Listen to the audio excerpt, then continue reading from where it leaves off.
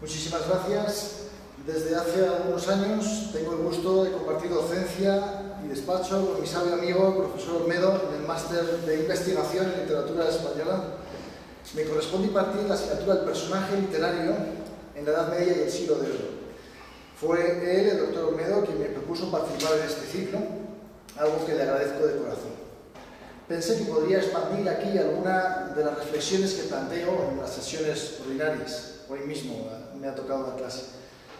Saber que soy el primero de los ponentes de un ciclo, en su segundo año, que tiene pues, un prestigio sólido y que cubre nuestra entera historia literaria, me abruma un poco abrir fuego con el siglo XV. No niego que me ilusiona también la posibilidad de sumarme a un coro de colegas, de amigos, que traerán aquí no tanto sus investigaciones con técnica filológica y erudita, como sus lecturas, reflexiones acerca de ciertos personajes literarios que pueden brindarnos hoy valiosas referencias éticas, culturales, incluso existenciales. Hace algunos años tuve la fortuna de participar en la organización de una exposición en la Biblioteca Nacional de España. No sabía qué depararía aquello, pero les cuento a título anecdótico que aprendí una lección que puede servirnos hoy. Preparar una exposición para el gran público obliga al especialista a expresarse en la lengua de los posibles asistentes. No basta exponer libros en las vitrinas, hay que preparar cartelas sencillas, diseñar cartelones, mapas, en suma divulgar desde el campo de especialización de uno para llevar a la sociedad, a los posibles asistentes, estos saberes acumulados que a menudo reposan en clases técnicas, monografías, ediciones críticas, etc. Y les cuento esto porque de verdad me alegró mucho la oportunidad de implicarme en aquella ocasión en una tarea de divulgación. Y es que toda lectura compartida, en cierto sentido, es divulgación, y más si uno puede llegar aún más lejos gracias a la estrategia de difusión de este proyecto y gracias a la estrategia de la Fundación Tatiana Pérez de Guzmán, con la que por supuesto estoy en deuda. ¿Sobre qué personaje trata? Cuando me explicaron el enfoque de este ciclo, el espíritu de las letras, pensé en algún personaje que resumiera en sí un cierto ideal presente en las letras y en la sociedad del siglo XV. Para ampliar el interés de esta sesión, pensé que sería preferible tomar a alguien del ámbito artístico antes que del literario. Un personaje que entraba por los ojos y que sirviera de inspiración. Opté por un caballero medieval cuyo túmulo se conserva en la Catedral de Sigüenza y que constituye una de las grandes joyas de la escultura gótica castellana. Aquí les presento a don Martín Vázquez de Arce, que nos acompañará en las siguientes reflexiones. El 21 de julio de 1986, en la recta final de la Guerra de Granada, durante una escaramuza, morirá muy joven ese caballero a los 25 años. Unamuno lo llamaría doncel de Sigüenza. Y el escultor lo representa en alabastro, así joven, recostado, sereno, con una misteriosa sonrisa, la verán, y un libro entre las manos. Ya ven que no es un personaje propiamente literario, porque existió, realmente es un personaje histórico. Pero me apoyaré en Ortega y Gasset, que fue docente de esta misma facultad donde nos encontramos, quizá de esta misma aula, y es que Ortega lo llama personaje, cuando en 1916, en un texto del Espectador, dice que es un guerrero joven, lampiño, tendido a la larga sobre uno de sus costados. El busto se incorpora un poco, apoyando un codo en un haz de leña, en las manos tiene un libro abierto, a los pies un can y un paje. En los labios una sonrisa volátil. Cierto cartelón fijado encima de la figura hace breve historia del personaje. Por el momento les ahorro el cartelón, pero ya ven que aunque no sea personaje literario, sí es un personaje representativo del siglo XV y así lo consideraremos a la zaga de Ortega y de Unamuno, que no son malos patronos en esta casa. Bien, en el ideal de vida que subyace en esta representación, vemos esculpido no solo el posible rostro o figura de Don Martín, algo que no parece probable, sino la idea misma de lo caballeresco, la caballería. Y esta, la caballeresca, es una suerte de cosmovisión que se difunde por toda la Europa medieval desde el siglo XII, principalmente desde la corte de una reina fascinante que fue Leonor de Aquitania, reina ella misma de Francia, de Inglaterra, pero también hermana, madre, abuela de grandes reyes de Europa, también de los de Castilla. El mundo de los trovadores, el refinamiento del amor cortés, la música y las artes cortesanas, la novela artúrica, deben mucho a la corte literaria de Leonor de Aquitania y conforman todo ese mundo un amplio magma que se proyectará en toda Europa, por todas las esquinas de Europa, en los siglos siguientes. Así que en los siglos siguientes, caballero no será solo quien tiene un caballo, como se supone que dice la etimología, eso es un caballero. Un caballero es el que tiene un caballo y lo pone al servicio de su señor. Ese es el sentido originario, ciertamente, pero va a definir un cierto estilo de vida, caracterizado por una nobleza singular, el respeto al código de caballería, un conjunto de lealtades imbatibles y una espiritualidad trascendente. A lo largo del siglo XV y en los sucesivos seguirá muy vivo este ideal caballeresco que atraviesa, ya ven, muchos siglos de historia. Cortes de reyes, nobles, prelados de toda Europa adoptarán esta cosmovisión. Y sin este ideal no se entiende ni esta representación escultórica, ni el arte, pongamos, del Marqués de Santillana, las coplas de Jorge Manrique, por supuesto, la muerte de su padre, los libros de caballerías del XVI, la danza de la muerte, en fin, tantas obras literarias. En fin, un paseo por el casco antiguo de ciudades como Ávila de los Caballeros, Segovia, Toledo, pues revelará también para el observador atento sugestivas conexiones con el mundo de los caballeros medievales. Pues bien, a la vera de este ilustre caballero que reposa aquí, me gustaría proponerles una suerte de fenomenología del personaje del caballero, algunos rasgos que esta escultura genial de finales del siglo XV, atribuida a un escultor del que se sabe muy poco, Sebastián de Toledo se dice, no se sabe mucho de este escultor, trabajó en Guadalajara a finales del XV, poco sabemos. No planeo adentrarme por esos caminos de la arqueología, de la erudición. He recibido instrucciones para hablar como lector de literatura clásica hermosa y creo que todos los que vemos esto, todos los que seguimos el vídeo nos hermana esta idea de ser lectores de la literatura clásica. Todos participamos de esa gran conversación que es la lectura de los clásicos. Lo dice Quevedo, escucho con mis ojos a los muertos. Y eso vamos a hacer como siempre que leemos a Dante o a Santillana o a un Manrique, o cuando contemplamos, y es un verbo muy importante, a este doncel doliente. Son muertos, pero unos muertos muy vivos, si me permiten la frivolidad. Así que escuchémosles con los ojos al contemplar la escultura. ¿Qué nos dice? Quiero reflexionar sobre la vigencia del ideal caballeresco. Ya comprendo que no estamos en tiempos de la Guerra de Granada, pero el doncel nos permite ese salto en el tiempo, porque hay unos cuantos aspectos de esta escultura que son de ayer y de hoy, y que muy bien podrían fecundar nuestros asuntos, siguiendo el símil de Quevedo y su imagen y su texto. Contémplenlo y díganme si no nos hermana la aspiración a una cierta nobleza de espíritu, la vivencia de una cierta cortesía que siempre reclamamos, la sonrisa, la lectura, no nos hermana la muerte. Adentrarse en la ética y en el ideal caballeresco, es más, subrayar su vigencia, ya se dan cuenta es volver a la figura de un triste caballero, anciano caballero, poco doncel, anacrónico y extravagante. Y sin embargo un caballero noble, valiente, sabio y de enorme actualidad. Me refiero, claro, al más grande de los caballeros de nuestras letras, a Don Quijote. Pero no se confundan, si Don Quijote es un anacronismo andante, si se presenta ante las gentes de su tiempo vestido con las armas caballerescas de sus antepasados, y si habla como lo hace, es porque Cervantes quiere volver al tiempo y a la ética de los caballeros, vocación a la que se siente llamado. En clase suelo decir que para entender el Quijote hay que entender el siglo XV, no ya el XVI, en el que se desarrolla la mayor parte de la vida de Don Miguel, o el XVII, sino el XV, porque ese es el que quiere resucitar Cervantes. Lo que Don Quijote quiere revivir es el mundo caballeresco clásico. Quiere traerlo a su tiempo, que padece, nos viene a decir Cervantes, un déficit de ese ideal. ¿No ha hecho ya Cervantes ese trasplante, el mismo que les propongo ahora? ¿No subraya la vigencia de cortesías y caballerías en una sociedad muy necesitada de recuperarlas? ¿No resulta profundamente cervantino, quijotesco, el doncel de Sigüenza? Permítame solo una cita del Quijote tomada de la segunda parte. Siempre reivindico la importancia de la segunda parte del Quijote 1615. Muchas veces he dicho lo que vuelvo a decir ahora, respondió Don Quijote, que la mayor parte de la gente del mundo está de parecer de que no ha habido en él caballeros andantes. Y por parecerme a mí que si el cielo no les da a entender la verdad de que los hubo y de que los hay, cualquier trabajo que se tome ha de ser en vano, como muchas veces me lo ha mostrado la experiencia. No quiero detenerme ahora en sacar a vuestra merced del error con que los muchos tienen.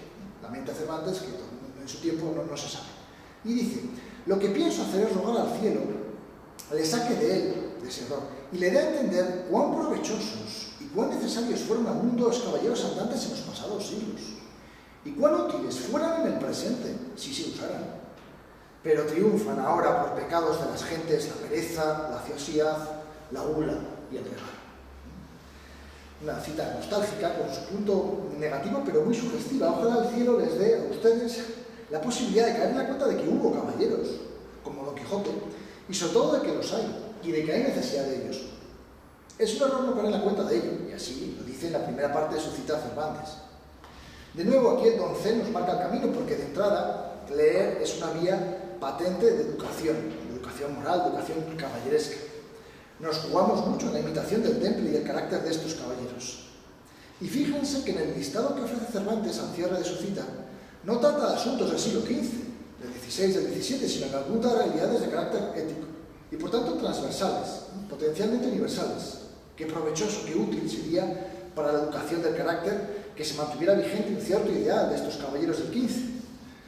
Pero triunfan ahora por pecados de las gentes, la pereza, la ociosidad, la gula y el regalo, dice don Miguel. Supongo que son conscientes de que pereza, regalo, gula no son categorías estrictamente limitadas al periodo medieval o renacentista. Y supongo que se dan cuenta también de que no están tan alejadas de nuestro día a día, de este siglo XXI, no sé, de las circunstancias de nuestro pasado fin de semana, de la jornada de trabajo de hoy, de lo que nos aguarda el próximo mes. No se trata aquí de torturarnos, pero quizás sí podemos equiparnos con alguna de las virtudes de los caballeros y seguir desfaciendo algunos tuertos en los campos que hoy recorremos. Veamos. Aunque su postura sea relajada, no debemos engañarnos. La espada corta, la cota de malla y los elementos de su armadura bélica remiten a una de las principales virtudes que debe ejercer todo caballero, la fortaleza.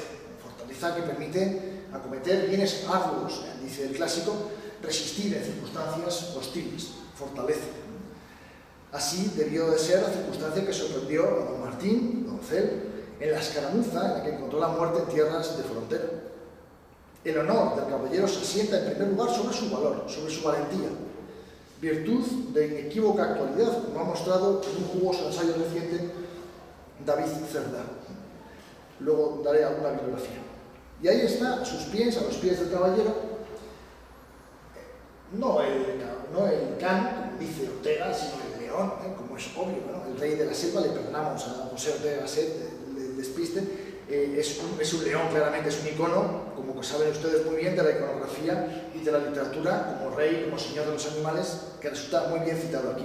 Tanto el Cid, campeador, como Don Quijote vencieron al león.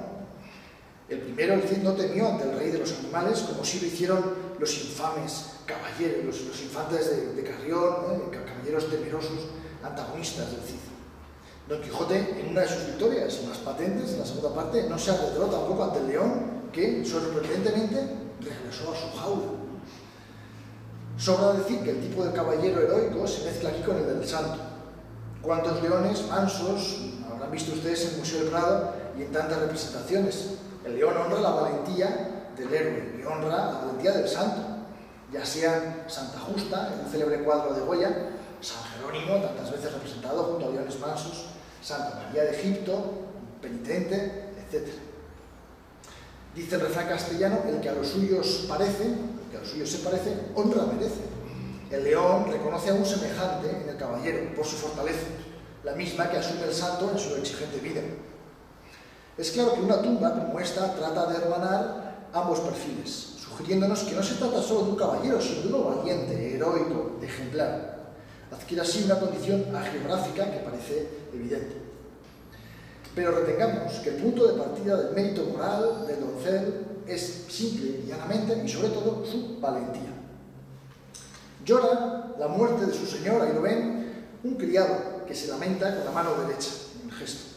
A los pies de él, como corresponde al criado leal, ofrece la reacción emocional esperable en aquel que se acerque al túmulo con sensibilidad y con un punto de empatía. El criado fiel conecta con el buen Sancho y con todos los servidores leales que en el mundo han sido, son y serán.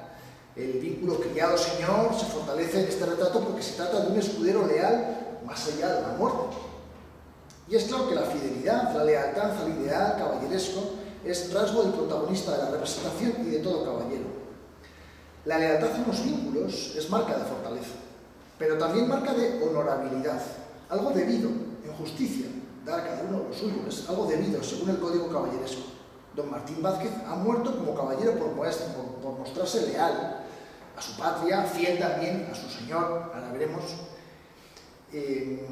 porque Doncel también tiene vínculos con un señor, igual que su esclavo, su escudero, perdón, los tiene con él.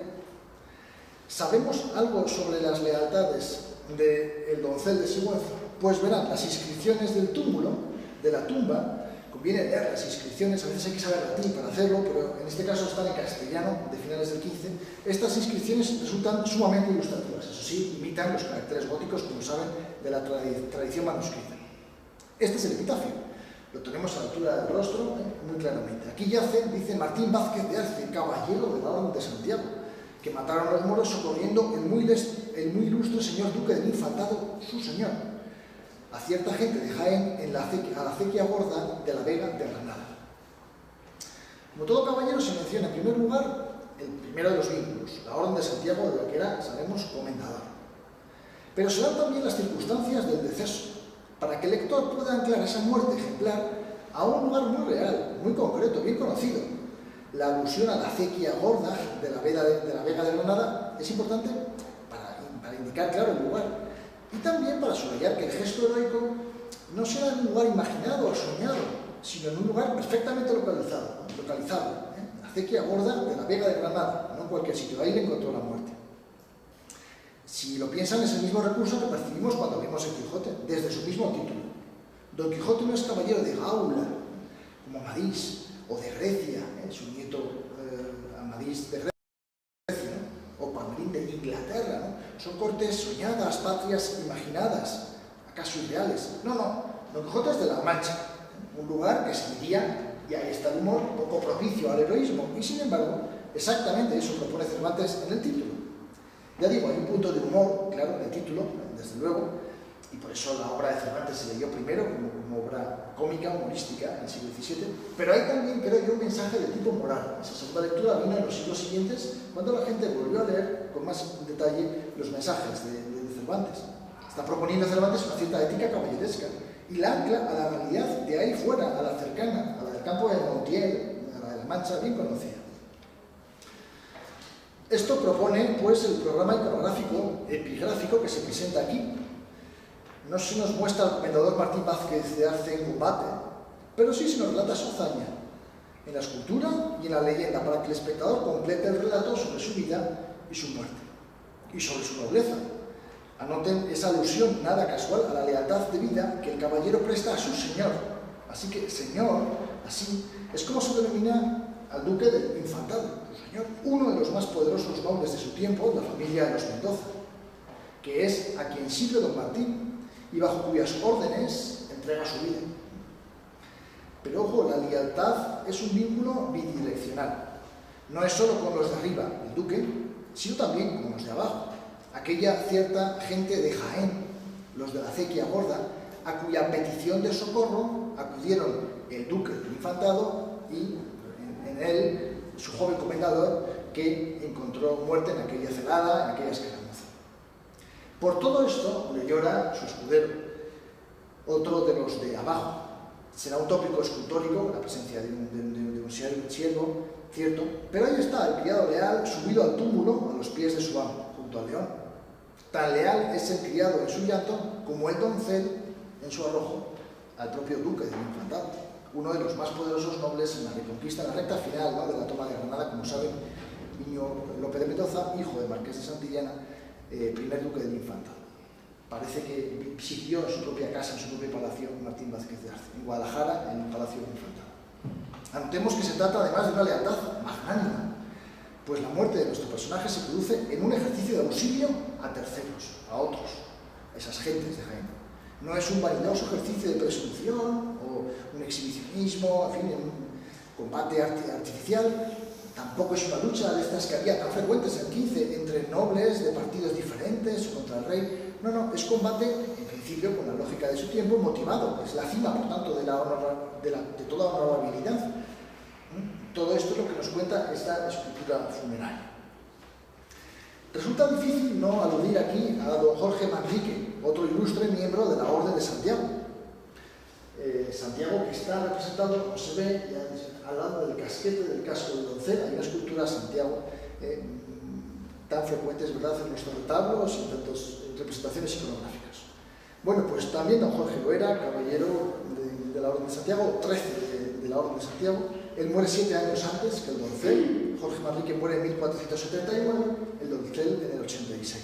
Los dos como consecuencia de un combate. Aunque hay que decir que don Jorge como consecuencia de un combate entre bandos, mientras que entre bandos, digamos, del mismo servicio de los reyes, es decir, por el intento de expandir sus dominios entre familias de la propia ley, de la propia religión, en tanto que el doncel combate contra el enemigo del sur. Se supone que en esa recta final que promueven los reyes Isabel y Fernando para terminar la conquista de Granada y armar su nuevo proyecto ideológico y patriótico.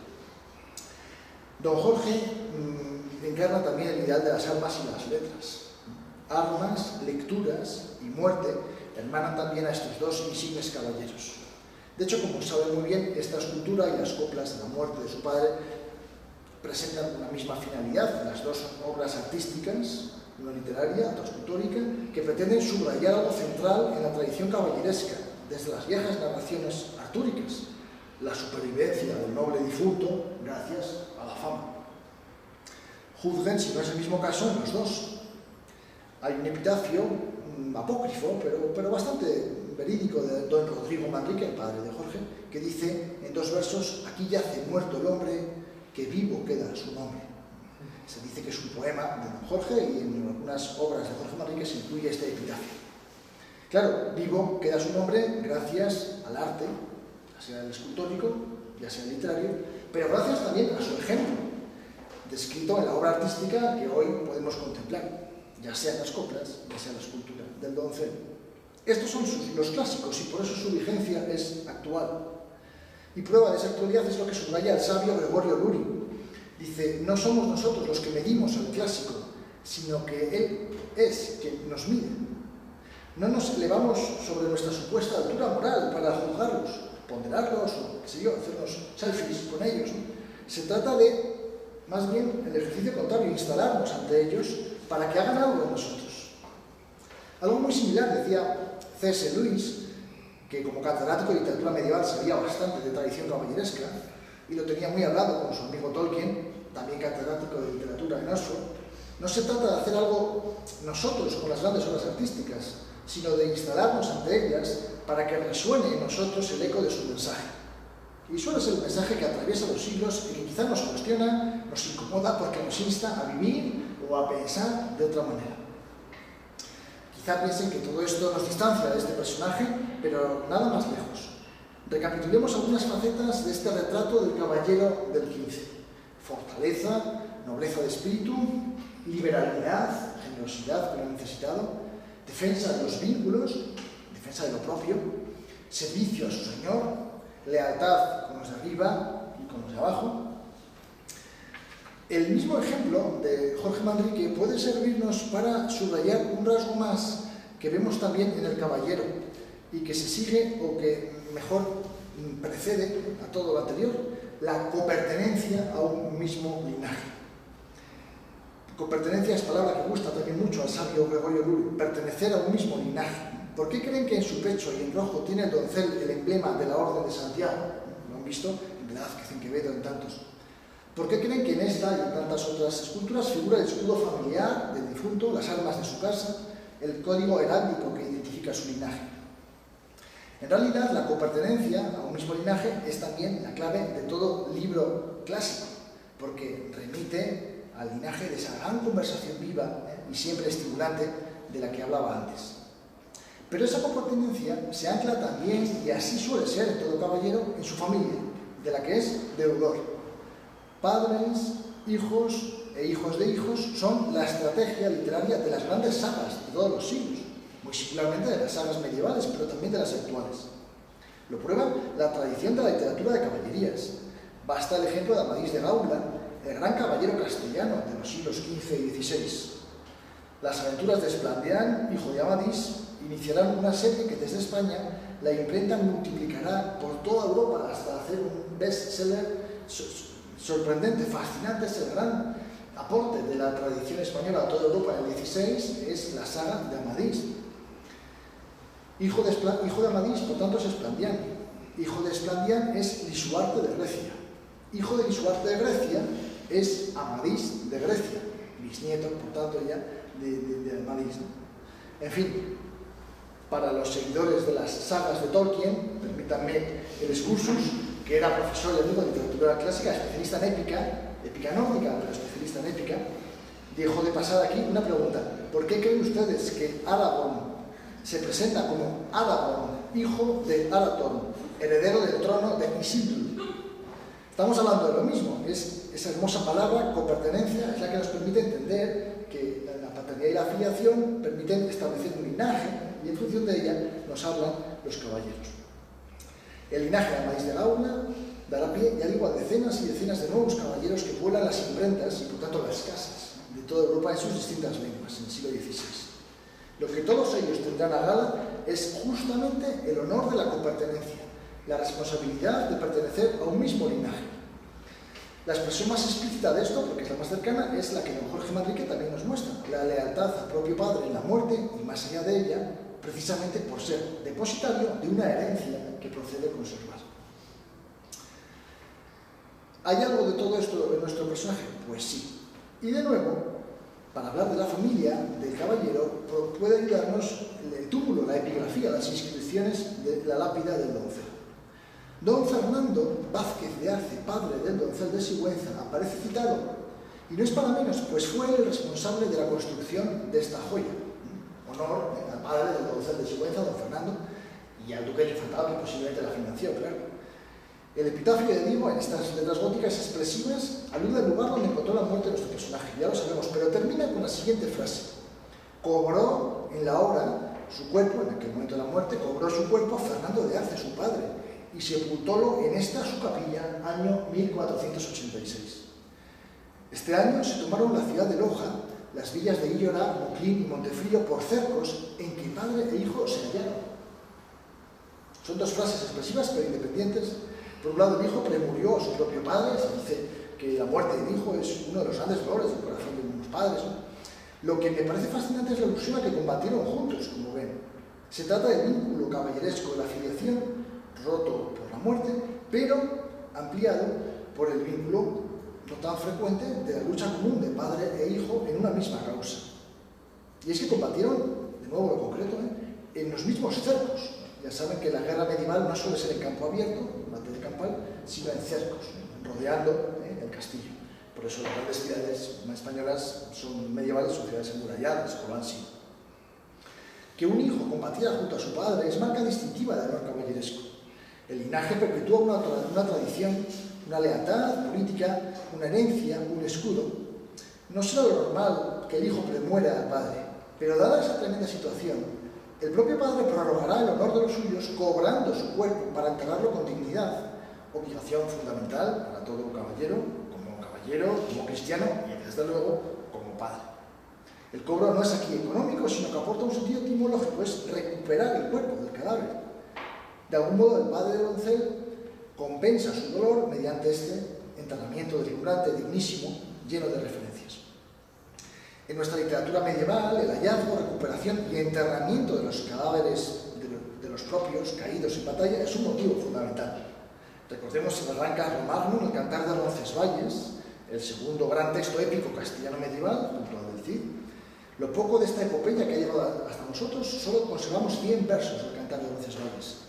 Pero, ¿qué conservamos? ¿Qué dicen esos 100 versos? Justamente el lamento de Carlomagno al tratar de recuperar, después de la derrota de Roncesvalles, los cuerpos de los caídos, entre los que se cuenta su sobrino, Roland, el de la Ascensión de Golan, es un tema francés que aparece contado en castellano medieval del siglo XIII. El patetismo de Carlos el emperador al recuperar el cuerpo de su sobrino, en ese Cantar de Gesta, resulta un episodio crucial.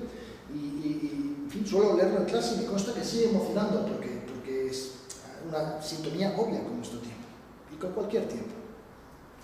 Retengamos en suma lo que el epitafio del túmulo de nuestro personaje le está contando al espectador de los siglos siguientes, a nosotros, a la altura de los ojos y en el centro mismo del arco sólido, y en diálogo con la escultura, con el túmulo. En cierto modo, la muerte del doncel, por su heroísmo, fortaleza y nobleza, fue trágica, como toda muerte, pero quedó compensada por los éxitos militares que subsiguieron en esas otras plazas ya próximas a Granada.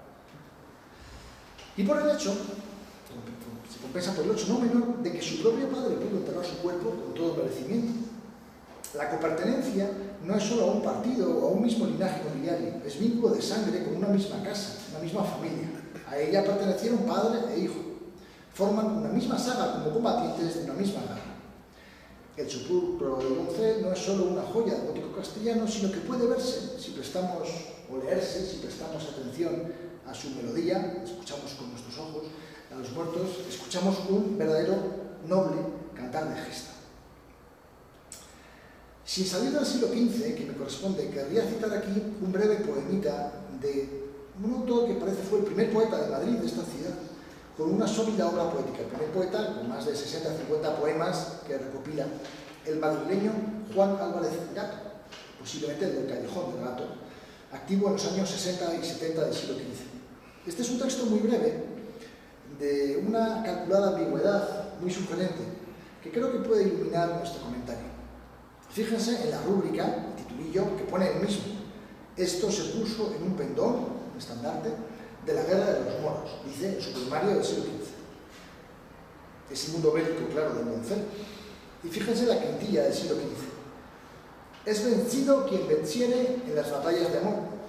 El que en esta guerra fuere, si matare, si muriere, es vencedor. Fíjense también el verso de 4 sílabas, igual que en las coplas, ¿verdad? Alternándose con los de 8, el pie quebrado.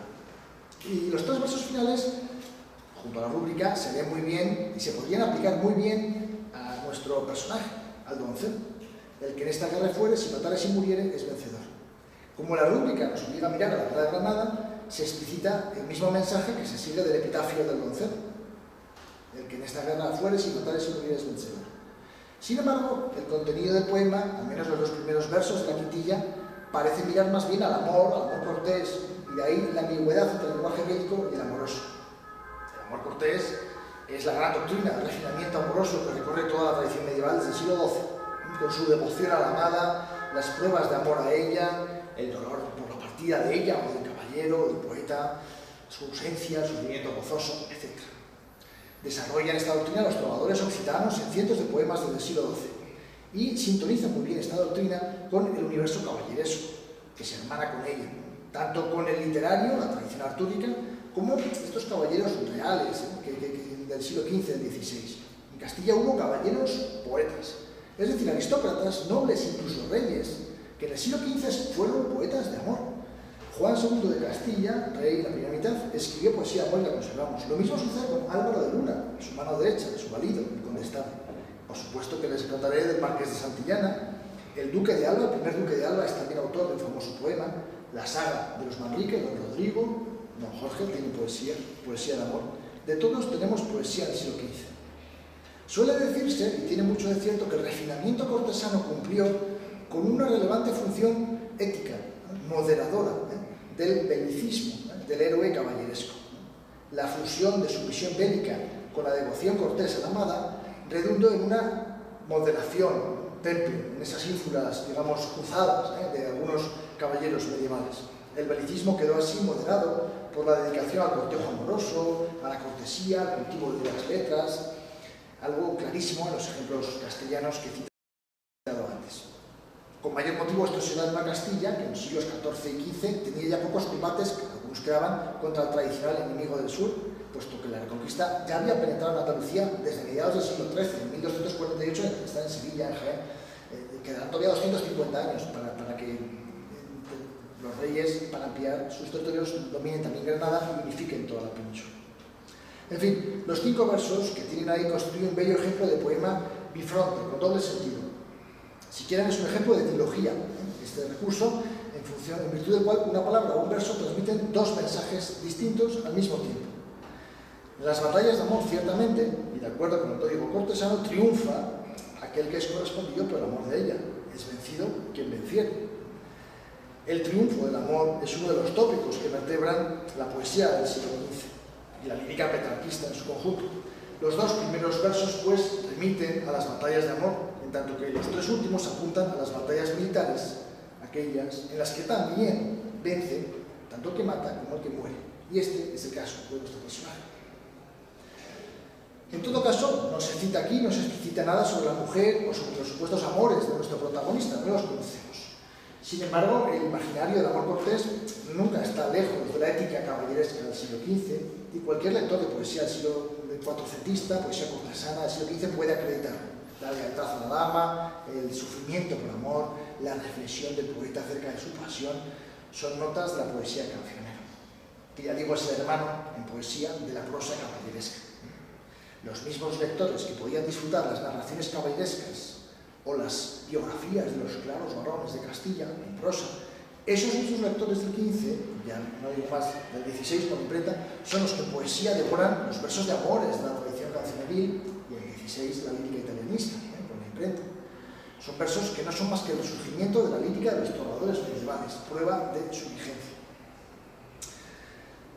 Por otro lado, y aunque no querría caer en el peligro del autobiografismo, sí dejo aquí apuntado que sabemos que Martín Vázquez de Arce, cuando encontró la muerte a los 25 años, estaba casado con una dama de la familia de Mendoza, tenían un hijo. Y sospecho que también combatiría por ellos, por el honor familiar y por el linaje de los Mendoza, a cuyos servicios se encontraba.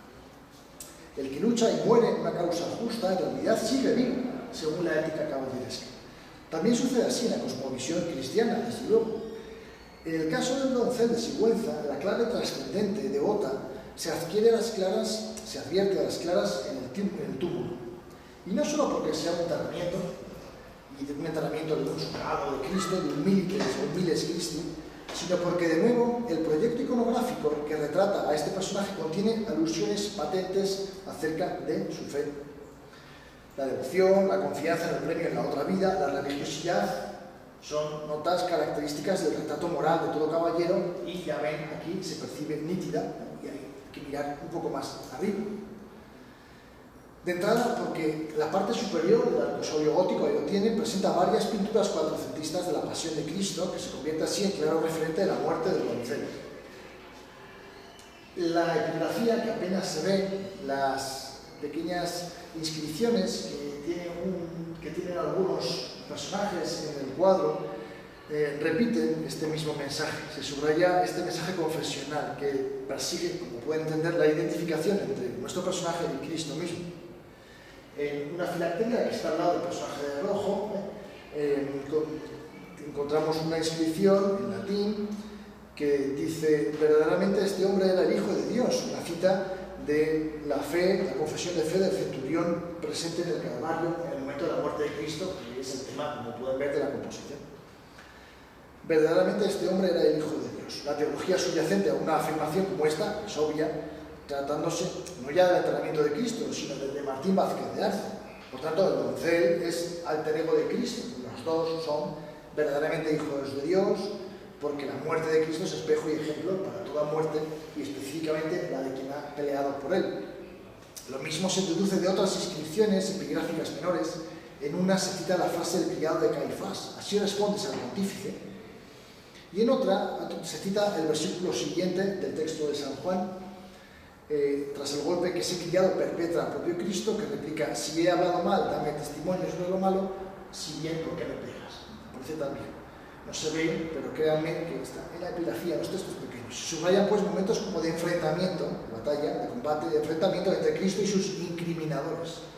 Pero también se indica la conversión final de estos en la frase del centurión. Conviene recordar que el siglo XV es el gran siglo de la difusión de obras como La imitación de Cristo, el célebre Kempis, o el Vita Christi cartujano, de los cuales tenemos cientos de copias manuscritas y decenas de copias impresas. A título de anécdota, recuerden que 1499 es el año de la bula por la que el Papa erige la Universidad Complutense, 1499. Somos medievales por un año. Y esto lo hace a solicitud de Cisneros, como saben, con el aval de los reyes. Pero 1499 es también el año en el que empieza a publicarse el primer libro de la imprenta complutense. Los 4 tomos de la traducción castellana de la Vita Christi, del citado cartujano Rudolfo de Sajonia. Un amplio comentario a la vida de Cristo, obviamente una obra programática para la nueva universidad, de acuerdo con la mente de Cisneros. Es un tratado evangélico, moral, que va a influir en la vida y en la obra de caballeros como Íñigo de Loyola, o damas como Juana de la Cruz o Teresa de Jesús. El doncel, queda claro, no es solo un caballero, sino un caballero cristiano, con la cruz de Santiago en el pecho y con la referencia a la pasión en el arco sólido donde yace su cuerpo. Y ya que he tratado de libros, digamos por fin algo sobre esta lectura serena, con su punto enigmático, quizá casi humorístico, una sonrisa entrevista, así la entrevé Ortega. Volátil, dice, sonrisa volátil, dice Ortega. Es asunto del que creo que se puede aprender también hoy. El tópico de las armas y de las letras es patente, no solo por el libro que sostiene entre las manos el caballero. Fíjense que el codo izquierdo se apoya sobre la cota de malla guerrera, las armas. Y el codo derecho se recuesta sobre un laurel, creo yo, y no sobre unas ramas, me parece que decía el filósofo. Un laurel, que es símbolo de la poesía, de las letras, ¿no? Los grandes poetas medievales fueron coronados con laurel. Y este tópico y su arraigo en el XV, armas y letras, ¿verdad? Es un asunto muy conocido, está en la vida, en la obra del Marqués y de tantos otros, en las coplas de Manrique, en el discurso, en el Quijote, etc. Pero vayamos a dos cuestiones significativas, no tan claras en la recta final de mi intervención. ¿Qué libro está leyendo el doncel? ¿Y a qué se debe la serenidad, incluso leve sonrisa que algunos interven en su rostro? Pienso que de estas dos preguntas y de sus posibles respuestas también podemos obtener hoy útiles lecciones. De entrada, cae uno en la cuenta de la relevancia puramente imitativa. El del doncel, basta contemplarlo, es un ejercicio sereno de lectura. Y esto ya es significativo aún hoy. ¿Cuántas veces envidiamos ese rato sereno de lectura? ¿Cuántas veces lo posponemos y lo dejamos para mañana? Y nunca mañanamos, lo diría Lope de Vega. En cuanto a la sonrisa, o a una cierta ironía meditativa, serena, también como mínimo, y por ese valor imitativo, es relevante para acercarnos a la vida, a la muerte, a los libros. ¿Qué lee el doncel? De esto he discutido con amigos, con algún que otro tuitero, y es fácil sugerir, a la vista de lo que llevamos, que podría estar leyendo un libro de caballerías, o una crónica de hazañas épicas o históricas, o una Biblia, dada su confesión confesional, su condición confesional, ¿no? La Biblia. Lo primero, lo del libro de caballerías no puede ser por lo temprano. Los libros de caballerías se generalizan algo después de 1500, sobre todo en letra impresa. Y eso es un libro, claramente, compuesto. Y además el formato no es de libro de caballerías, es muy pequeño. Y tampoco parece una crónica histórica ni una Biblia, de nuevo por el tamaño, por el formato. Las Biblias, las crónicas, solían ser manuscritos de tamaño folio, inmensos. Tenemos algunos en la Biblioteca Histórica de la Marqués de Valdecilla. Son imposibles de sujetar en esa postura anatómica, una crónica o una Biblia, imposible. Y sin embargo, creo que sí que sé lo que está leyendo el doncel. Incluso a veces he dicho a algunos amigos que pienso que sé por qué página lo ha abierto. Naturalmente, en el alabastro no pone nada que nos ayude. Pero siguiendo a Gómez Moreno y a otros maestros, pienso que el doncel está leyendo un libro de horas, un libro singular de rezo, manuscrito, a modo de devocionario, que se generalizará en las cortes europeas en la segunda mitad del siglo XV. Los mejores fabricantes, artesanos de libros de horas están en París, muy cerca de la Gran Catedral de Notre Dame. Ahí hubo todo un gremio de fabricación manuscrita de libros de horas. Los grandes reyes y nobles del XV tienen preciosos ejemplos de libros de horas, también en Flandes y en toda Europa. Siempre libros manuscritos, siempre artesanales y siempre de un solo ejemplar, como un tributo al mecenas o al poderoso. ¿Y por qué página tiene abierto el doncel su libro de horas? Naturalmente, por las oraciones para preparar el alma a su encuentro con la muerte, oraciones que no faltaban en ningún devocionario. Recordemos que el doncel muere en Granada, en acción bélica, violenta, sobrevenida. El promotor de la obra, posiblemente su padre, quiso que fuera representado haciendo exactamente aquello para lo que no tuvo tiempo en la triste jornada del 21 de junio de 1486, que fue prepararse con un punto de serenidad para bien morir, encomendar su alma, que se dice. Y quiere presentarlo, claro, con la serenidad de quien, con paz, con lucidez, ve venir el el momento final. Este ver venir, el momento final, es también una marca de la santidad. Muchos santos se cuenta que supieron cuándo venía el día de su muerte. Eso tiene que ver también con la tradición hagiográfica, de nuevo mezclada con la caballeresca. Y como el doncel no pudo aprestarse para esa última batalla, quedó representado rezando por sí mismo por los siglos de los siglos, y así lo constatamos nosotros, espectadores. Por supuesto, lo mío, esto es una conjetura, pero creo que sintoniza bien con el personaje, con las circunstancias de su muerte, con el proyecto iconográfico e incluso con la tipología libraria, el tamaño, el número de páginas del ejemplar. Y para rematar y reflexionar acerca de la impactante serenidad del rostro del caballero, es preciso apelar a su condición confesional. Ya digo que no está representada la tensión de la batalla, sino la distensión, la entereza de quien, como noble caballero cristiano, espera la vida bienaventurada. La lectura del devocionario, pues, incide en esa actitud de serena aceptación de su destino. En el temple sereno del doncel lector, entrevemos una actitud moral ante la vida y ante la muerte. Pero también hay una actitud muy sugerente, y desde luego actual, sobre el acto mismo de lectura, tan lleno hoy de interrupciones, de alertas, de atolondramientos permanentes. Ningún mensaje, ninguna alerta interrumpe la impávida lectura de nuestro personaje. Ante la escultura del comendador de Santiago, el espectador no puede menos que desear o que envidiar esos momentos, ya digo, de lectura despreocupada, serena, quizá con cruce de piernas y con plena dedicación. A menudo esa lectura le pillará a uno vestido con el traje de faena, pero es un mal menor mientras uno pueda resistir leyendo un nuevo ejercicio de fortaleza, con la nobleza de alma de quien defiende y protege un espacio interior necesario para reencontrarse consigo mismo y para crecer, como persona, como lector. Y la última consideración que puedo hacer sobre el rictus de nuestro caballero es una cita y una glosa a Grant Chesterton, en concreto de su poema The Skeleton, fíjense el título, El esqueleto, que incluye en su poemario de 1900 The Wild Knight, Caballero Salvaje, fíjense en el título del poemario, que no puede resultar más certero para esta ocasión. Y aún más sorprendente que este título es el texto, creo yo, que les ofrezco aquí en traducción de otro maestro, el poeta Enrique García Máquez. The Skeleton, ahí lo tienen. Traduce Máquez: ni abejorros ni ruiseñores son tan felices como yo, que aquí tumbado entre las flores me río eternamente. No diré por qué, vuestro despiste por el momento es esencial, ya que la muerte es un buen chiste de Dios. La gracia está al final. Resulta sorprendente la cercanía entre este poema epitafio y el personaje que venimos contemplando. El texto de Chesterton es claro: un caballero nos habla desde su tumba, en primera persona, con un mensaje moral de tipo épico, pero también espiritual, y lo hace centrándose en algo aparentemente, y yo diría solo aparentemente, si no ha leído a Chesterton, poco adecuado para el esqueleto de un caballero difunto. Trata, ya digo, la felicidad, de la risa en clave trascendente, una mezcla que parecería extravagante. Aquí tumbado me río eternamente. I lie laughing everlastingly, me río eternamente. Resulta magnífica la traducción de García Máquez, que mantiene la rima, la métrica y el sentido con pericia. Y creo que parte de la genialidad del traductor radica en el verso final. La gracia está al final. Y creo que es un hallazgo fantástico de traducción esta dilogía al cierre en torno al tema de la gracia, en su doble sentido, significado humorístico y teológico, en un plano que da para pensar. Claro, la gracia no figura exactamente en la fuente, fíjense que osado es Máquez, pero condensa muy bien ese fino matiz que Chesterton pone en boca del difunto, que en el fondo se está dirigiendo a todos los lectores, ¿verdad?, en segunda persona.